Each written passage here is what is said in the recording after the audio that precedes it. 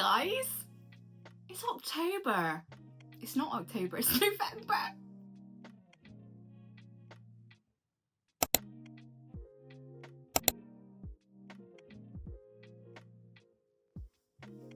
Hi guys, it's November.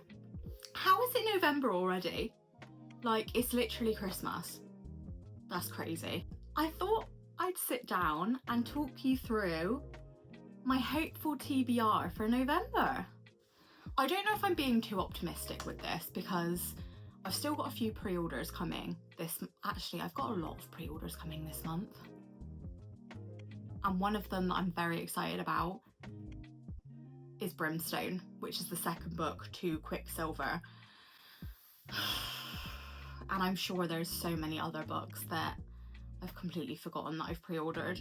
So these are the ones I actually have physical copies for that I'm hoping to read. You can hold me accountable when I do my end of November wrap up, and if I haven't read these books then you can definitely hold me accountable. But I'm gonna try my hardest, guys, okay?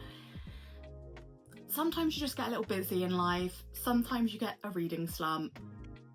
I'm gonna try my hardest to read all these books for you guys so that you know which books to read and which books to not bother with. Let's get into it. Okay, a book that's been on my shelf for a while. Sorry, all my books are tipping over because I've got them to show you. One I've had for a while, actually I lie, I haven't had this a while. I actually bought this in the works sale for £1. £1. I have only ever read one Monica Murphy book, which is All My Kisses For You, which probably sounds really, really cringy. I bought it for a holiday that I went on and I loved it. I just thought it was really cute. It's definitely like a guilty pleasure for me. It's a like secondary school romance, high school romance. I loved it, so I was like, okay, when I saw this for £1, absolutely, abso-freaking-lutely. And also, what motivated me even more was that one of my good friends who follows me on TikTok got me You Were Never Not Mine on my wish list on Amazon. Bless her, absolutely love her. If you have TikTok, go and follow her. Her name is Lbound Books. And I didn't realise that this is the third one in the series, and this is the second one, and that was the first one. So they're all interconnected, so it's not a massive deal, but I'm a bit weird like that. I have to read them in order. So Keep Me in Your Heart. This one says, sometimes you have to let your heart do the thinking. Arabella Hartley Thomas is smart, kind, even a little quirky, and that's what makes her interesting. Known for her outlandish outfits and sense of humour, she is one of the most popular girls at Lancaster Prep. Everyone wants to be around her except Rowan Lancaster. Proud, untouchable Rowan is everything a girl could want. It's why he's so popular, but what is it about Arabella that he can't stand? Could it be that she gets under his skin like no one else, that there's something about her that leaves him vulnerable, just like he makes her feel? So when Arabella is offered the chance to leave Lancaster Prep for good, she has to decide, does she follow her head and forget Rowan? This sounds like enemies to lovers. Are you getting that vibe? Or not necessarily enemies, but like enemies to lovers. I don't know, this sounds cute. I'm excited.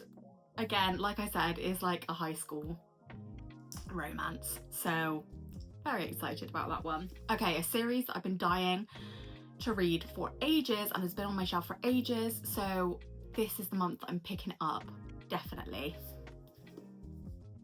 Once Upon a Broken Heart. I have heard such good things about this series. I'm so excited because I read Caraval. They're not the same series, but everyone recommends that you read Caraval first. So I read Caraval. However, I wasn't the biggest fan. But a lot of people have said this. A lot of people have said that Caraval was like okay, but then Once Upon a Broken Heart was...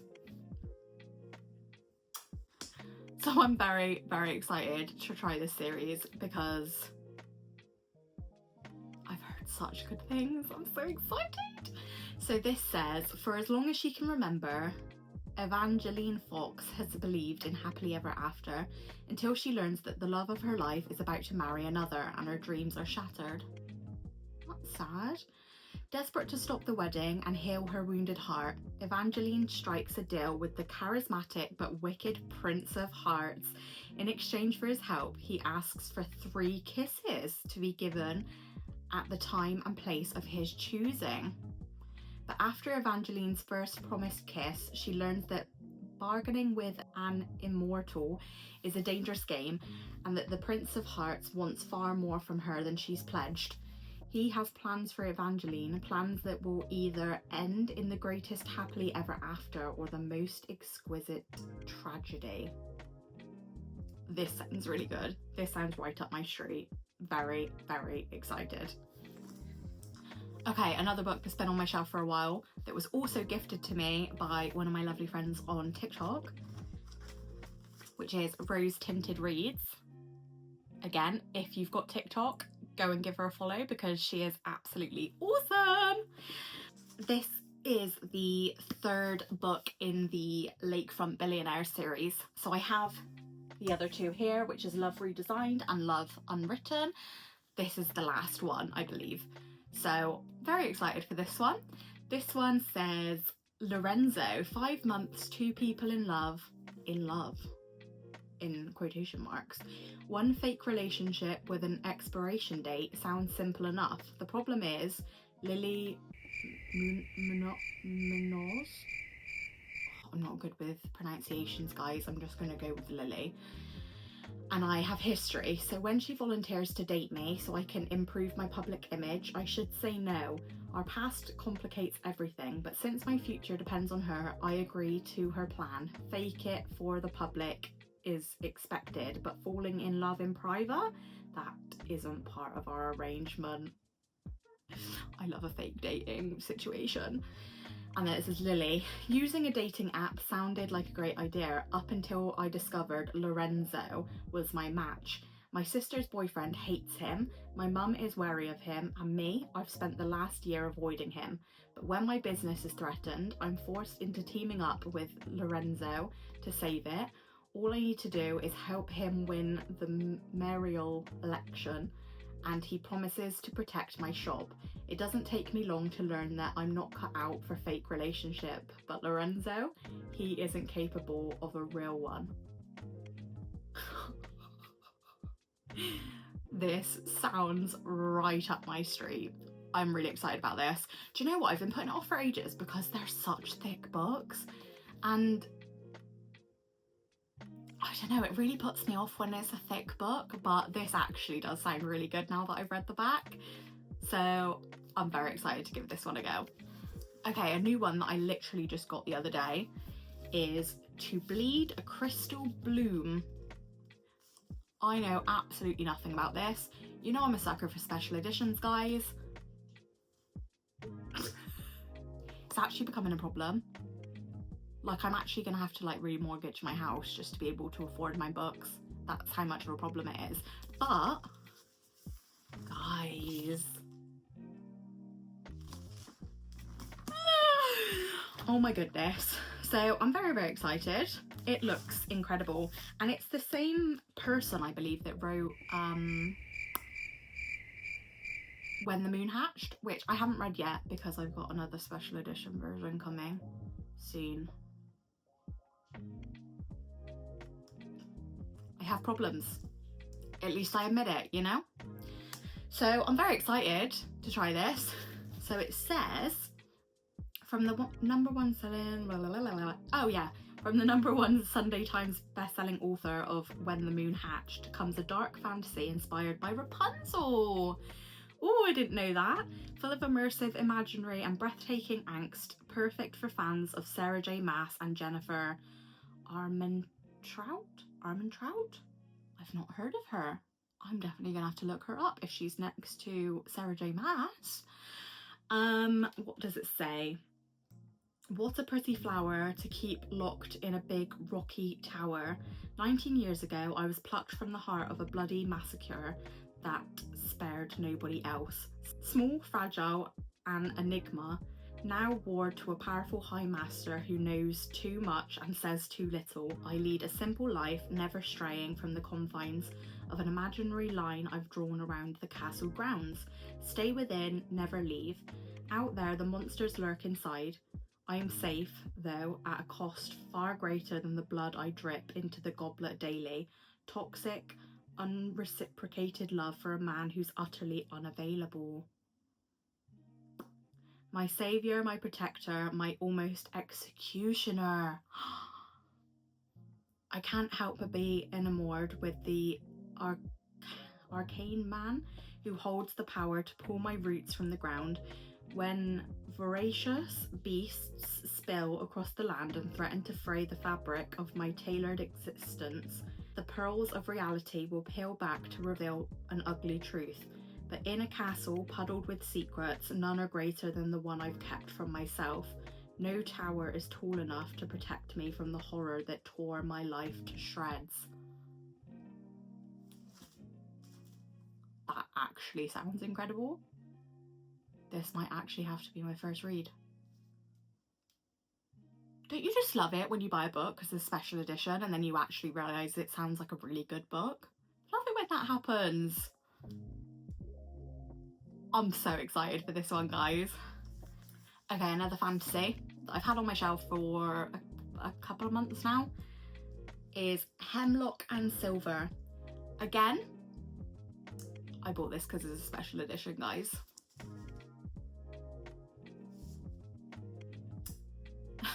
I've got nothing to say on it, to be honest with you. I've got nothing to say. So yeah, I had absolutely no idea what it was, but then I learned it's a dark reimagining of Snow White. So we've got Rapunzel, Snow White, and basically having a fairy tale November. A dark fairy tale November. Let's read what this one says. Healer Anja regularly drinks poison, not to die though, but to save, seeking cures for those everyone else has given up on. But a summons from the king interrupts her quiet, herb-obsessed life. His daughter, Snow, is dying, and he hopes Anja's unorthodox methods can save her. Aided by a taciturn? Taciturn.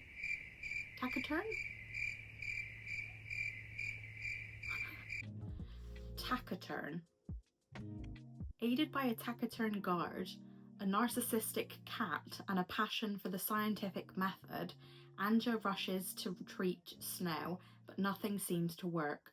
Nothing, that is, until she finds a secret world hidden inside a magic mirror. This dark realm may hold the key to what is making Snow sick, or it might be the thing that kills them all. I'm so excited for this month. This is going to be a good month, guys. There's no reading slump here, I'm telling you. Okay, I don't know if I'm being optimistic with this series, but I want to start Mile High series because I've heard such good things. Again, this was gifted to me from my lovely friends on TikTok. Steffi's Reads. Again, if you have TikTok, go and give her a follow because she is also amazing. Like, the 3 people that gifted me books in this video are like my 3 top favourite people on TikTok. So go and follow them because they're all awesome. I've heard that Mile High is the least,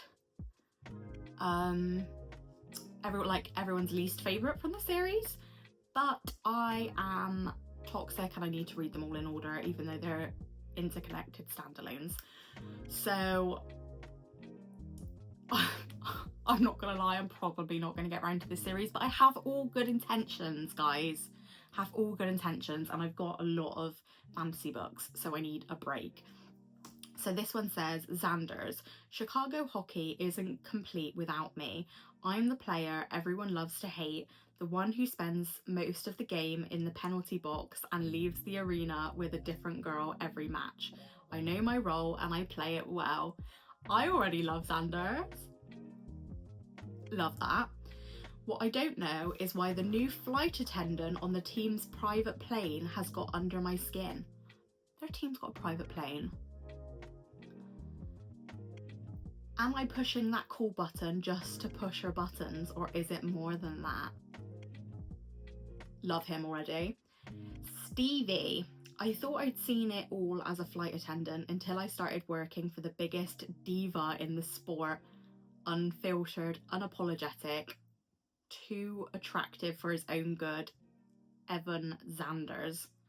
Now I'm second guessing everything, even my promise never to hook up with an athlete again, no matter how annoyingly tempting he is.